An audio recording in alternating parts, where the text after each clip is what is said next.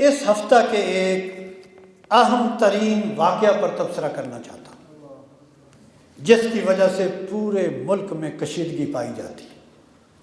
بحیثیت مذہبی رہنما ہماری یہ ذمہ داری ہے کہ ہر نازک موقع پر ہم اپنی قوم کی رہنمائی کریں۔ جیسا کہ آپ جانتے ہیں، 22 مئی کو گزشتہ بدھ کو لندن کے علاقہ وولچ میں ایک خوفناک واقعہ پیش آیا۔ 2 سیاہ فام نوجوانوں نے دن کے 2:20 پر ایک برٹش نوجوان کو ظالمانہ طور پر قتل کر دیا، اور پھر ظلم یہ ہے کہ ان قاتلوں نے اس واقعہ کو اسلام کے ساتھ منسلک کر دیا ہے۔ برمنگھم کی گنگول شریف مسجد میں یہ عظیم الشان اجتماع اعلان کرتا ہے کہ اس قسم کے واقعات کا اسلام سے کوئی تعلق نہیں، یہ کھلم کھلا دہشت گردی ہے، بلکہ یہ اس کی بدترین مثال ہے۔ ہم اس کی شدید مذمت کرتے ہیں، اور پہلے دن سے تمام مسلمان انفرادی اور اجتماعی طور پر اس کی مذمت کر رہے ہیں۔ اس موقع پر برطانیہ کے وزیر اعظم ڈیوڈ کیمرون کا بیان بڑا حوصلہ افزا ہے۔ اس کے چند الفاظ میں دہرانا چاہتا ہوں۔ وہ کہتا ہے، "This was not just an attack on Britain and on the British way of life. It was also a betrayal of Islam and of the Muslim communities who gave so much to our country. There is nothing in Islam that justifies this truly dreadful act." اس کا ترجمہ یہ ہے، یہ صرف برطانیہ اور British طرز زندگی پر ہی حملہ نہیں، بلکہ اسلام اور ان مسلم کمیونٹیز کے ساتھ بھی غداری اور فریب ہے جنہوں نے برطانیہ کی ترقی میں بھرپور کردار ادا کیا ہے۔ اسلام میں کوئی ایسی چیز نہیں ہے جو اس واقعی خوفناک فعل کو صحیح ثابت کر سکے۔ محترم حضرات، ایسے نازک موقع پر ایک عظیم لیڈر کو ایسا ہی بیان دینا چاہیے جیسا ڈیوڈ کیمرون نے دیا ہے۔ اس لیے ہم برطانیہ کے وزیر اعظم ڈیوڈ کیمرون کے اس جرأت مندانہ اور حقیقت پسندہ بیان کو ویلکم کرتے ہیں اور ان کا شکریہ ادا کرتے ہیں۔ محترم حضرات، اس واقعہ کی مذمت کے حوالے سے میں نے اب تک جو کچھ کہا ہے، یہ وہ باتیں ہیں جو آپ پچھلے ہفتے سے لگاتار سن رہے ہیں، مگر میں آپ کو آج وہ باتیں سنانا چاہتا ہوں جو آپ نے ابھی تک نہیں سنی، اور وہ یہ ہیں کہ اس ظالم نے قرآن کی جن آیات سے اس قتل کو جسٹیفائی کرنے کی کوشش کی ہے، جب تک ان آیات کا جواب نہیں دیا جائے گا تو غیر مسلم اور نوجوان اس غلط فہمی کا شکار ہو سکتے ہیں کہ قرآن کی ان آیات میں اگر قتل و غارت کا ذکر نہیں ہے تو پھر اس قاتل نے ان آیات کا حوالہ کیوں دیا ہے۔ میں اس کے الفاظ بیان کر کے ان آیات کا ترجمہ بتاتا ہوں جو آج تک آپ کو نہیں بتایا گیا ہے۔ کنڈیم ہر کوئی کر رہا ہے، لیکن ہمیں ان آیات کی تشریح بھی کرنا ضروری ہے کہ وہ آیات اس نے کیوں پڑھی۔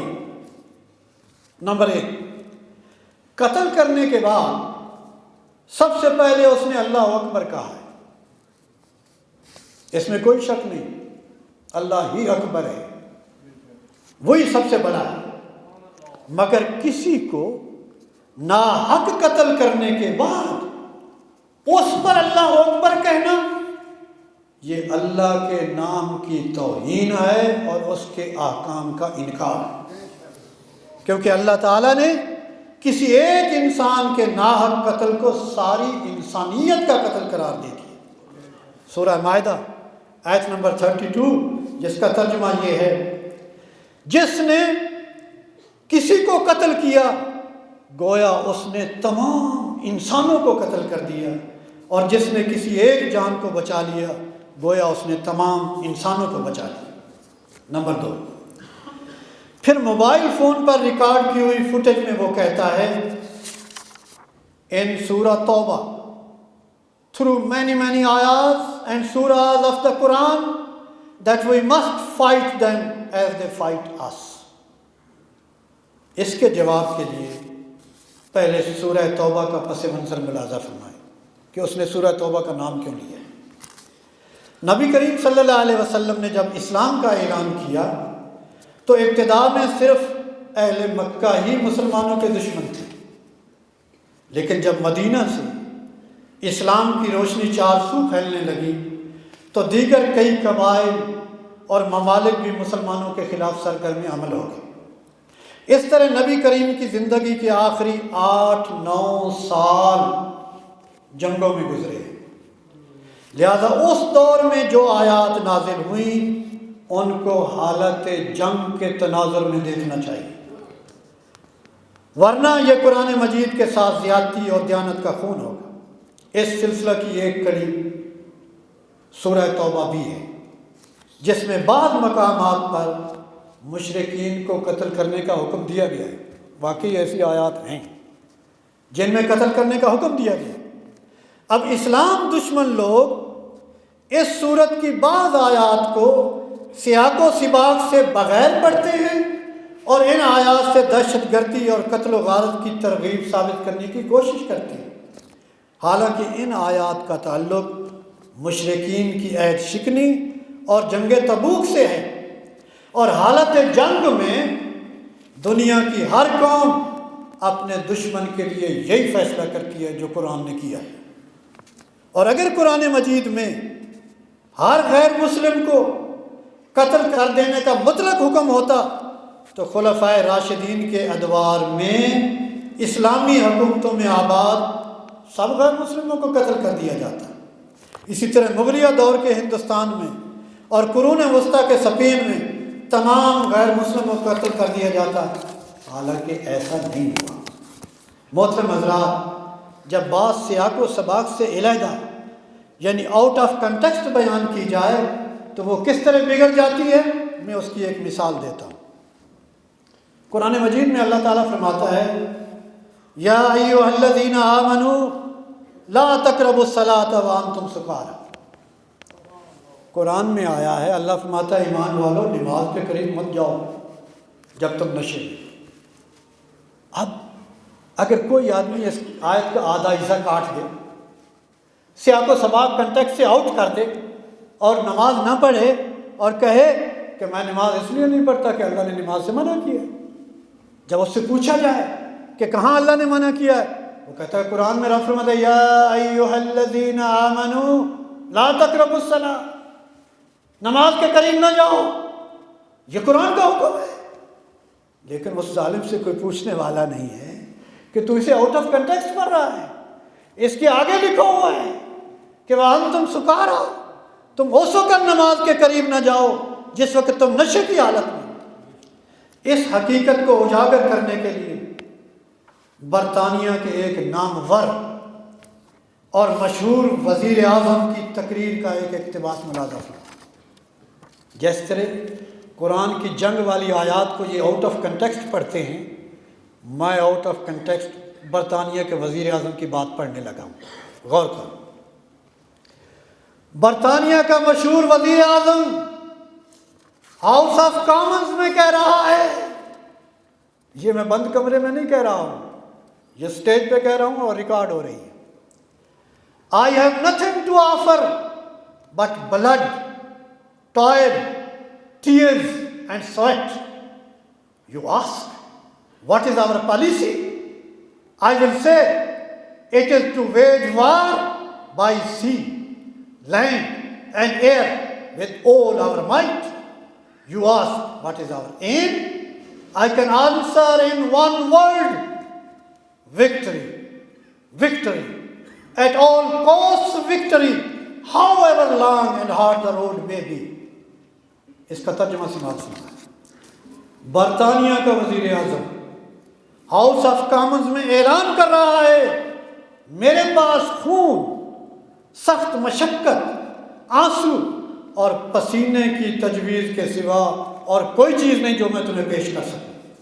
اگر آپ پوچھیں کہ ہماری پالیسی کیا ہے تو میں کہوں گا ہمیں اپنی پوری طاقت کے ساتھ سمندر، فضا اور زمین میں جنگ کرنا ہے۔ اور اگر آپ پوچھیں کہ ہمارا مقصد کیا ہے، تو میں ایک لفظ میں جواب دے سکتا ہوں، وزیر اعظم کہہ رہا ہے، میں ایک لفظ میں جواب دے سکتا ہوں، فتح، فتح، ہر قیمت پر فتح، چاہے راستہ کتنا ہی دشوار اور لمبا کیوں نہ ہو۔ یہ اقتباس دیکھنے سے بظاہر ایسا لگتا ہے کہ وہ وزیر اعظم بڑا دہشت گرد ہے، بڑا ظالم ہے، یہ کیسی باتیں کر رہا ہے، لیکن حقیقت یہ نہیں ہے، کیونکہ سیاق و سباق کے تناظر میں دیکھا جائے تو یہ وقت کے تقاضوں کے عین مطابق ہے۔ اور پتہ ہے یہ کس وزیر اعظم کی تقریر ہے؟ یہ ونسٹن چرچل کی تقریر ہے، جو اس نے متحدہ حکومت کے سربراہ کی حیثیت سے 13 مئی 1940 1940 کو ہاؤس آف کامنز میں کی تھی، اور اس وقت جرمنی کے خلاف وہ اعلان جنگ کر رہا تھا۔ اپنے ملک اور اپنی قوم کے تحفظ کے لیے یہ ونسٹن چرچل کا فرض تھا جو اس نے ادا کیا۔ اب میں آپ کی توجہ چاہتا ہوں، جس طرح یہ آج سے 73 سال پہلے، 1940 میں 73 سال پہلے، جس طرح یہ آج سے 73 سال پہلے کی حالت جنگ کا اعلان ہے اور بالکل درست ہے، اسی طرح سورہ توبہ کی ان آیات کا تعلق آج سے 1427 سال پہلے کی حالت جنگ سے، اور ان کو اسی تناظر میں دیکھنا چاہیے۔ اگر ان کو کنٹیکسٹ سے نکالو گے تو پھر ونسٹن چرچل کی تقریر کا کیا کرو گے، جب وہ جرمنی کے اوپر حملہ کرنے کے لیے کہہ رہا تھا، جب کافر حملہ آور ہو رہے تھے، خدا اجازت دے رہا تھا مارو ان کافروں کو، جیسے ونسٹن چرچل نے کہا تھا جرمن نے حملہ کر دیا ہے مارو ان جرمنوں کو، تو موقع اور محل کے مطابق بات کی جائے تب اس کا حل نکلتا ہے۔ نمبر 3، پھر وہ کہتا ہے an eye for an eye and a tooth for a tooth۔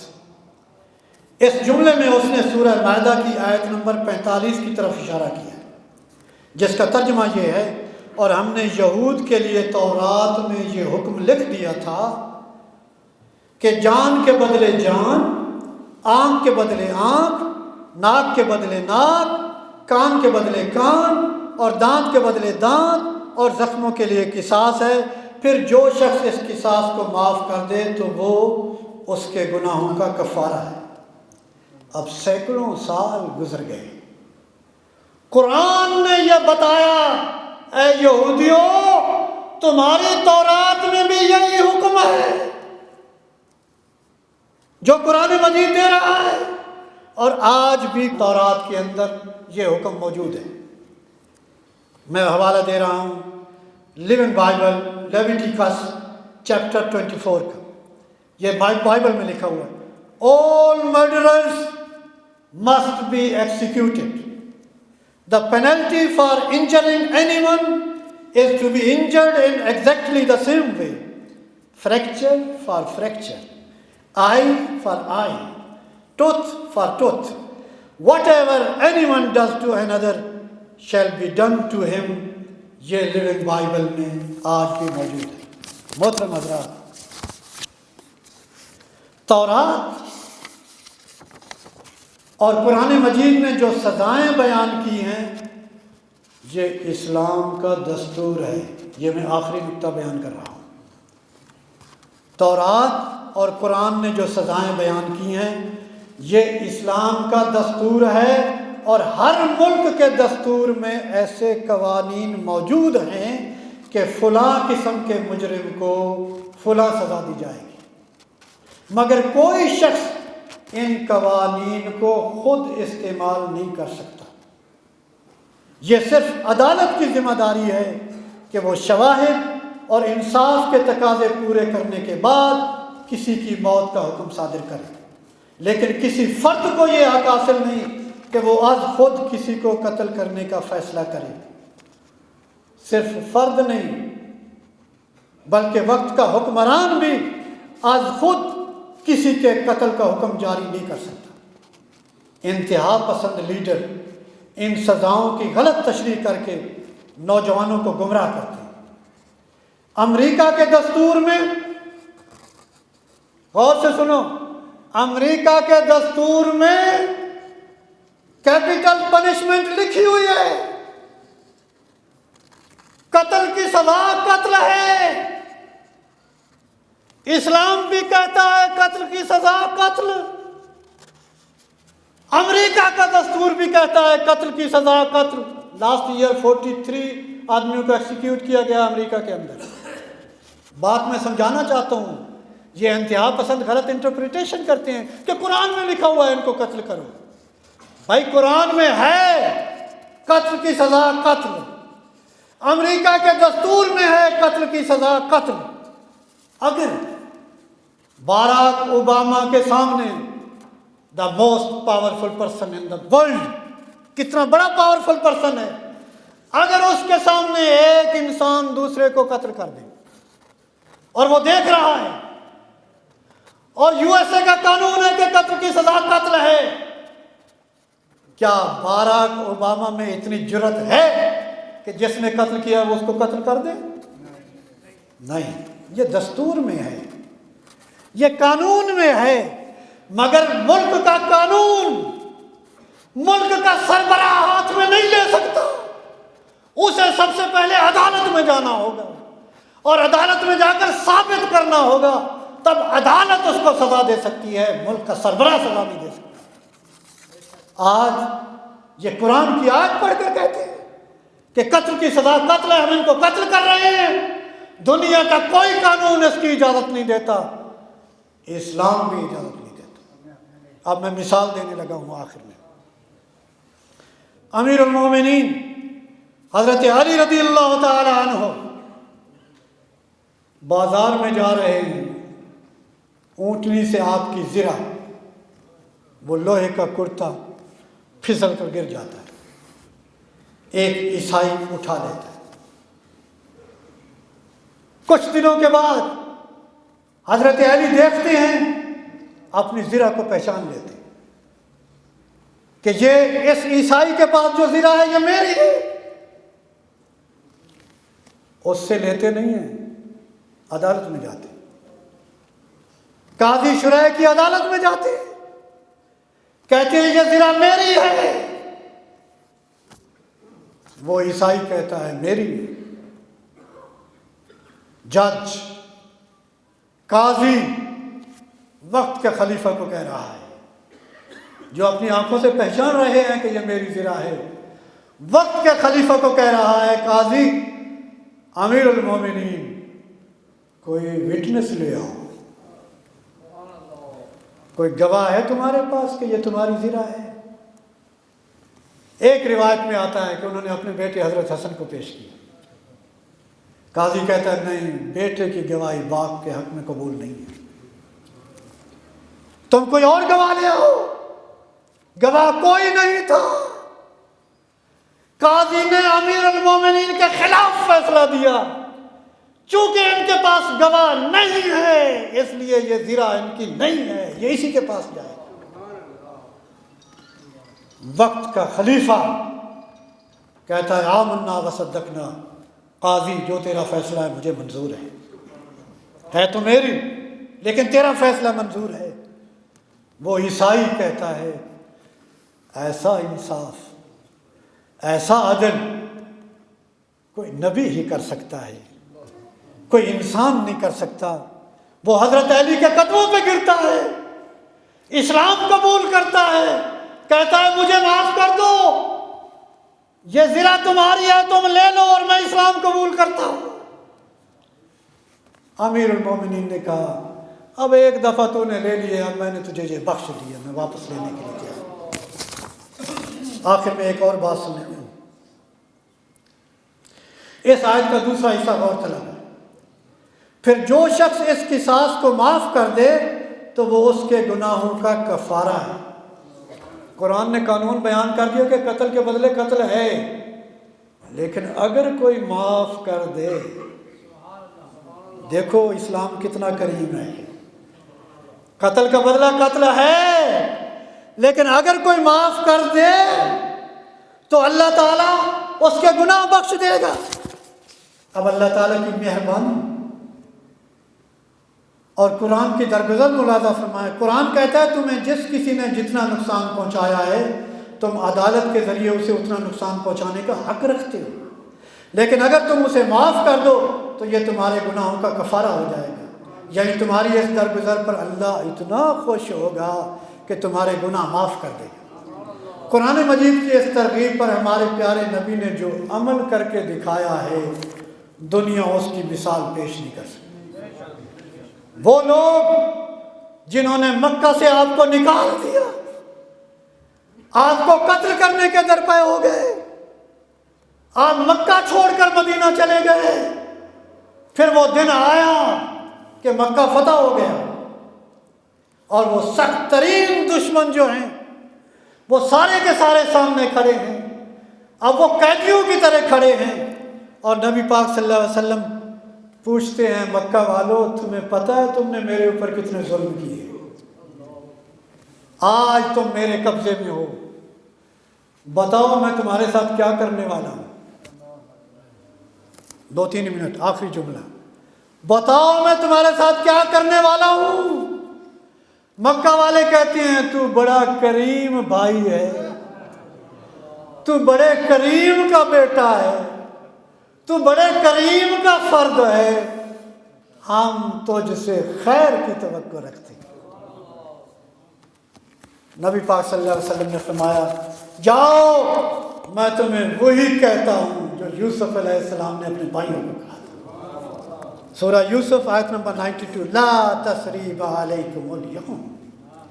آج لوگ کہتے ہیں کہ اسلام تلوار سے پھیلا ہے، وہ پورا مکہ صرف آپ کے اخلاق کو دیکھ کر، آپ کی معافی کو دیکھ کر اسلام قبول کر لیتا ہے۔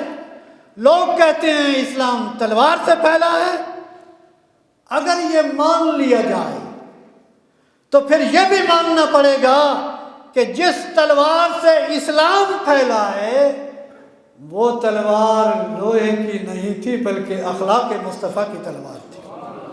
اور اسی لیے اعلیٰ حضرت نے کیا خوب کہا، تیرے خلق کو حق نے عظیم کہا، تیری خلق کو حق نے جمیل کیا، کوئی تجھ سا ہوا ہے نہ ہوگا شہا، تیرے خالق کے حسن و ادا کی قسم، وہ خدا نے ہے مرتبہ تجھ کو دیا، نہ کسی کو ملے نہ کسی کو ملا، کہ کلام مجید نے کھائی شہا، تیرے شعر و کلام و بقا کی قسم۔ وآخر دعوانا ان الحمدللہ۔